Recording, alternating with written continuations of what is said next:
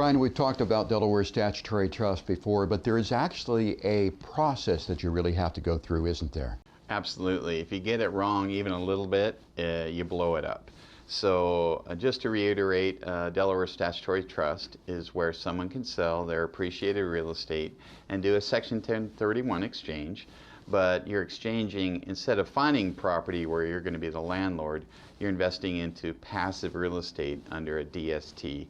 DST is kind of like a small private REIT, real estate investment trust, but it happens to qualify for Section 1031 exchange. Now, you have to get, like you said, the process is right. The first thing you do is you've decided to sell your property. So the first thing you have to do is hire a real estate agent to list the property for sale. When you sign a purchase and sale agreement, it has to have Section 1031 wording in the agreement somewhere. All boilerplate agreements have that, but make sure it's there. Then prior to closing, you have to do two things. One is you have to hire a financial advisor who understands and can put you into a Delaware Statutory Trust. There aren't very many of them.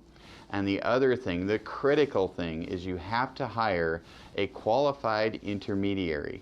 That's maybe a title company or a law firm that will hold the money and do the transaction. If you do not hire them before you close the property, then the deal is blown. So this is not a DIY job. It's not something that I've decided to just sell my real estate. I think I'll do a Delaware Statutory Trust and I can do it on my own. Once again, if it's not done in the proper order, you can void the deal completely. Let's talk about who this strategy is best suited for. Right. If you've determined that you're ready for passive real estate and you want to sell the real estate that you have, and you want to do the 1031 exchange for various reasons, and we have other videos on that to go into further depth. But you've decided to do that. As I mentioned, you have to sell your properties and have a purchase and sale agreement.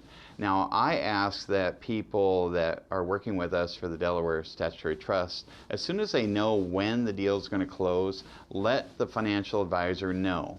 Again, there's only a few financial advisors. I believe that we do more as a fiduciary advisor, more DSTs than anybody in the entire country. And so I ask that people that we're working with let us know as soon as they know when the closing date is going to be. And the reason for that is that allows us some time to start looking at what the DSTs that are going to be available look like. And these are pretty popular sometimes. They go quick, so sometimes we can put in reservations and make sure we have the best ones when it closes. So let us know quickly, and we can provide a qualified intermediary. Nobody has one on their, I would say Rolex, but anymore in their contacts in their phone. Speed dial, my QI. Nobody has that, so we can provide that if you don't already have one. And so we get those things in place, and then when your property sells, the proceeds from the property go directly to the qualified intermediary. And by then, we've probably already been communicating on what we want to reinvest in, and maybe have already done the paperwork on that. So then our office would contact the qualified intermediary, let them know which properties we want to buy. They would transact that. We have 45 days to do this. And so at any time during that 45 days, there are DSTs available. And so that makes it a lot easier as opposed to trying to find your own property that may be hard to find on your own. There's always DSTs available for somebody to do a 1031 exchange. So Brian, what would be the detriments to this DST process? Yeah, DSTs aren't for everybody. I mean, if you're a younger real estate investor, one of the main reasons to do a DST is to eventually get the step up in basis so that your heirs never pay any income tax on the gains. But if you're 40 years old, well, we might be talking 50 years of DSTs. Maybe that's not what you want. You're probably at a point in time where you don't want to retire from being a landlord. You're actually really making big money in real estate. So keep doing that. So that would be a reason not to do a DST.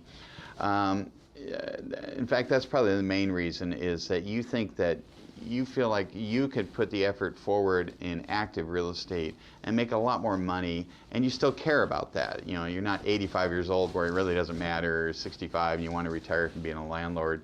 It's still kind of your thing. So those are reasons not to. Another reason not to do a 1031 exchange is that you believe for your own personal that your future income tax rates are going to be higher than they are today. So some people might want to just sell it and take the gain on selling their real estate, so they have access to the money to reinvest in the way they want to reinvest. So Brian, what are the upsides to doing a DST? Yeah, a DST is really simple. That really solves a lot of problems for somebody selling real estate and not wanting to pay the tax. Again, we talked about how hard it is to find replacement real estate in this market because there's so many people looking for good deals. There aren't a lot of them out there.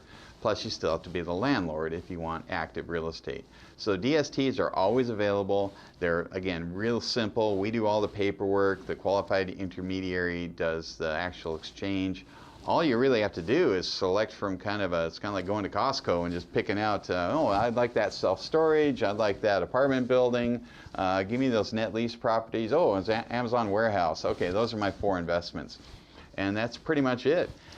You pick them out, and a month after you invest, you start getting monthly rent checks.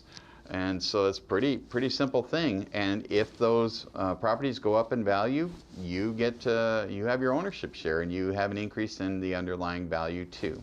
Brian, can you give me an example of someone that you have helped get into a Delaware Statutory Trust? Yeah, I've got lots of examples about that. And what I'm finding is that I'm having more and more of these discussions, mainly because people are getting older.